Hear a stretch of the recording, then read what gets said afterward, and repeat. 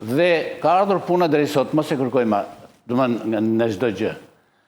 Televizioni shqiptar e ka vënë në atë gjendje, janë shumë faktorë për të thënë vërtetën. Është ignoranca mbi gjithë. Ka shumë ignorant. Po pse më ignorantë drejtojnë radio televizionin shqiptar? Jo drejtimi, por kush e bën. Edhe drejtimi edhe kush e bën. Janë të gjithë jashtë s'ka, domethënë, ajo çfarë kam vënë re në televizionin shqiptar, askush pas Thanas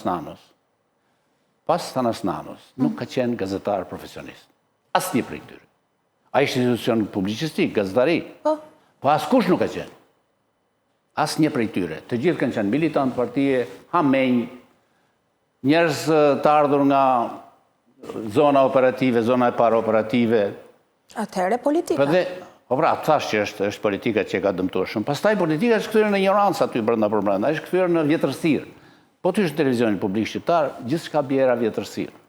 Edhe nga jashtë. Godina e vetme që ka mbetur e simboli socializmit dhe i kinezërisë është godina e televizionit publik shqiptar.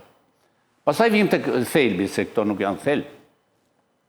Vim tek thelbi që atje kanë dëmtuar shumë rënd ata që janë zgjedhur antar bordi. Dhe vetë bordi. Koncepti bord aty është një koncept shkatërrimtar.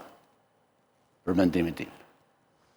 Koncepti drejtor aty është shkatërrimtar.